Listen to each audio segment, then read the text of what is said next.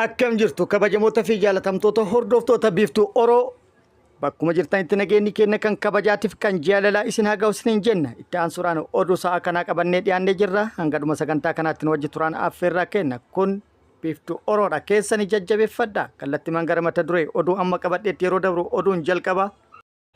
Adda bilisummaa Oromoo dhumaatii guyyaa lama dura jaardagaa jaarteetti raawwatameef gadda ibsatee balaaleffatee jira.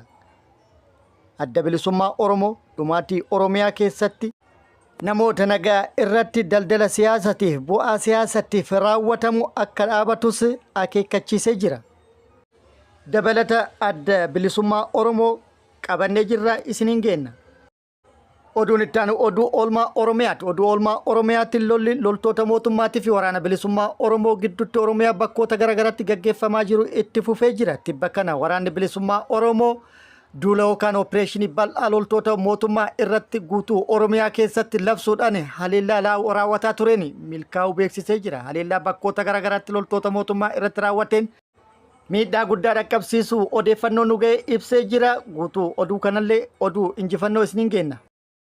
Oduun inni itti aanu muummichi ministeera Itoophiyaa fonqolcha mootummaa naannoo yeroo Tigraay irratti raawwatame mirkaneessuun baga gammaddan jedhee ibsuun qaanii fi salphina guddaadha jedhamee jira. Qeeqa guddaa kaasee jira. Dabalata oduu kanallee isiniin geenna. Guutuu oduu kanaatii fi kan biroo wajjin isin wajjin ka turu ani Bariisoo Ganamooti. Guutuun oduu tartiibaan akka itti aanu kanatti isiniif dhiyaata.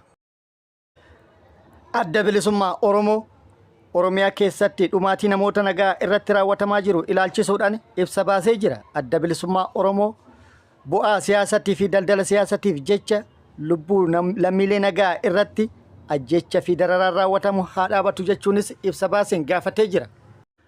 Akkasumas ibsa baaseen gocha duguuggaa sanyii tibbana aanaa jaardagaa jaarteetti raawwatame balaaleffatee jira. Gaddas ibsatee jira.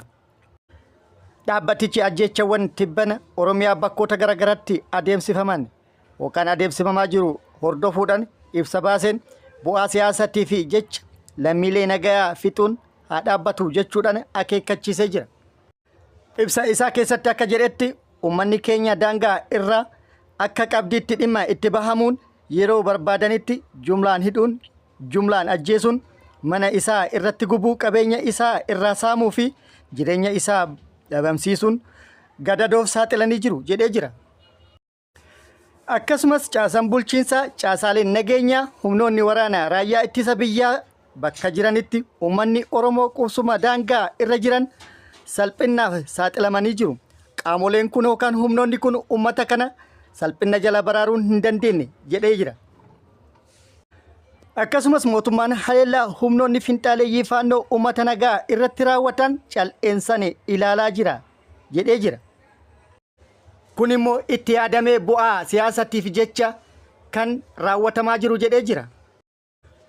Waggoota 5 oliif walitti fufiinsaan daangaalee Oromiyaa godinoota Horroo Guduruu Wallagga Bahaa, Shawaa Kaabaa, Shawaa Bahaa fi Shawaa Lixaa akkasumas godina Walloo fi kanneen biroo keessatti finxaaleeyyiin faannoo akkasumas bakkeewwan garaagaraatti ammoo hidhattoonni mootummaa uummata irratti yakka raawwatanii jiru jedhee jira. Yakkoonni ajjechaa jumlaa, buqqaatii, qabeenya saamuu fi manaa fi qabeenya gubuu godinaalee naannoo Amaarattiin waldaangeessan keessatti raawwatamuu ibsa isaa keessatti dhaabbatichi ibsee jira. Haaluma kanaan ajjechaan guyyoota 3 dura jechuun Ebla 2025 galgala godina Horroo Guduruu Wallaggaa aanaa jaardagaa jaartee ganda Haroo Habootti raawwatame kunis faana ajjechawwan kanaan dura uummata nagaa irratti raawwataniin adda kan ta'e miti jedhee jira. Haleellaa uummata keenya nagaa kana irratti raawwatamaa jiruun xiqqaa hanga guddaatti jaarsolee osoo hin hafin maatiidhaan julmaadhaan ajjeefamanii iddoo tokkotti awwaalamanii jiru. Kanneen immoo iddoo buufaman hin beekamin baay'eedha. Qabeenyi uummataa saamamee barbadaa'ee jira jechuudhaan eeree jira. Yeroo humnoonni kunniin uummata nagaa kana irratti haleellaa raawwatuudhaan lubbuu galaafataa turanitti humnoonni mootummaa cal'isanii ilaalaa turan jedhee jira. Kun immoo bu'aa siyaasatiif daldala siyaasatiif lubbuu lammiilee nagaa oolchuudha jedhee jira. Walumaa galatti ajjeechawwan Oromiyaa keessatti humnoota kanaan hanga har'aatti raawwatamaa turaniif itti gaafatama fudhatu kan qabu mootummaadha. Yookaan immoo walumaa galatti mootummaa federaalaa mootummaa naannoo Oromiyaatti fi raayyaa ittisa biyyaati jechuudhaan ibsa isaa keessatti addeessee jira. Oduun itti aanu oduu oolmaa Oromiyaatti. Oduu oolmaa Oromiyaatti lolli loltoota mootummaatii fi waraana bilisummaa Oromoo gidduutti Oromiyaa bakkoota garaagaraatti tibba kana bal'inaan gaggeeffamaa jiru itti fufee jira. Waraanni bilisummaa Oromoo tibba kana duula yookaan opereeshinii bal'aa Oromiyaa bakkoota garaagaraatti yookaan guutuu Oromiyaatti loltoota mootummaa irratti labsuudhaan haleellaa raawwataa tureen milkaa'us beeksisee jira. Duula bal'aa akka guutuu Oromiyaatti loltoota mootummaa irratti labsuudhaan yookaan bifa labsiitiin gaggeessaa ture kanaanis miidhaa guddaa loltoota mootummaa irratti kan qaamatiif kan lubbullee dhaqqabsiisuu beekamee jira.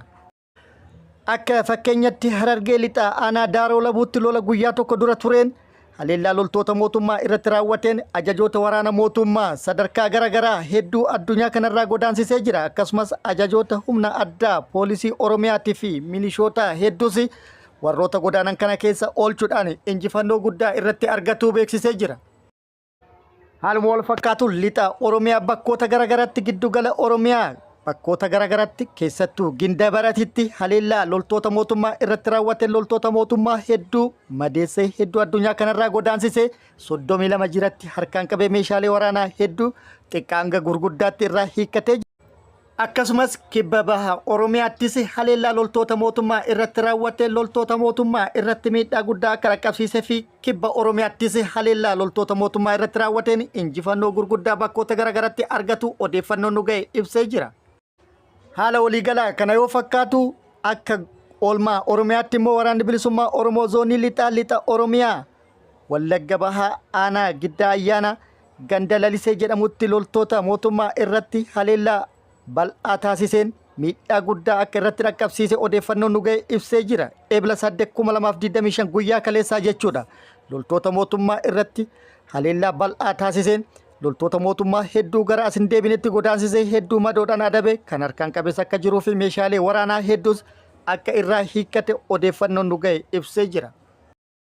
Gara biraatiin immoo pirezidaantiin naannoo Oromiyaa Shimallis Abdiisatii fi ajajaan waraana waliigalaa Fiild Maarshaal Biraanuu Juullaa wal dura dhaabbatuun dhagahamee jira. Pirezidaantiin naannoo Oromiyaa Shimallis Abdiisaa maraamartoo lolaa keessaa bahuu hin dandeenye keessatti nu galchitanii jirtu. Dhoqqee hamaa keessatti nu darbitanii jirtu. Raayyaan ittisa biyyaallee rakkoo kan dhoqqee kana keessaa nu baasuu hin dandeenye. Waraanni bilisummaa Oromoo Oromiyaa bakkoota garaagaraa yookaan bakkoota hedduu qabatee jira. Kana immoo kan nu barbaachisu qawwee qofa. Kan raayyaan ittisa biyyaa nurraa deebisuu dadhabe milishaan keenya qofti waraana bilisummaa Oromoo deebisuu danda'a yookaan nurraa deebisuu danda'a. Kanaaf qawwee 100,000 ol akka nuu kennitan kan nu barbaachisu kana inni jennaan ati farra nageenyaati yookaan gufuu nagaati jechuudhaan Fiild Maarshaal Biraanuu Juullaa dura dhaabbatee jira. Qawwee waraana bilisummaa Oromootiif hidhachiisuu fi sochii taasisaa jirtu malee waraana bilisummaa Oromoo raayyaan ittisa biyyaa ittisuu dadhabee ati milishaadhaan ittisuun waan hin yaadamne jechuudhaan dura dhaabbatee jira. Gabaabamatti walqeequun isaanii itti fufee jira. Kunis haleellaa waraanni bilisummaa Oromoo bifa duulatiin yookaan opereeshiniitiin tibbana guutuu Oromiyaa keessatti raawwataa tureen miidhaan guddaan kan irratti dhaqqabe irraa kan ka'e yaada maddeedha jedhamee jira. Oduun inni itti aanu miseensonni waraana mootummaa hedduun kallattii garaagaraatti mooraa waraana mootummaa gadi dhiisuudhaan baqatu yookaan kallattii garaagaraatti harka kennataa jiraachuun beekamee jira. Haaluma kanaan lixa Oromiyaa Wallagga lixaa aanaa Qilxuu Kaarraa irra miseensonni raayyaa ittisa biyyaa mooraa waraana mootummaa gadi dhiisuudhaan loltoonni lama hidhannoo guutuu wajjin gara mooraa waraana bilisummaa Oromoo dhufanii jiru. Kun akkuma jirutti ta'e naannoo Amaaraatti loltoonni mootummaa hedduun mooraa waraana mootummaa gadi dhiisuudhaan keessattuu torbaan kana baay'inaan gara hidhattoota naannoo Amaaraatti makamaa jiraachuun dhagahamee jira. Oduun itti aanu muummichi ministeera Itoophiyaa Abiy Ahmed fonqolcha Geetaachoo Raddaa irratti taasifame dhugoomsuun yookaan mirkaneessuun qeeqa hayyoota biratti kaasee jira. Akka hayyoonni garaagaraa jedhanii fi qeeqanitti muummichi ministeera Itoophiyaa Abiy Ahmed fonqolcha kana mirkaneessuun humnoota TPLF harkatti galuu fi humnoota TPLF harkatti kufuu kan agarsiisu jechuudhaan qeeqanii jiru.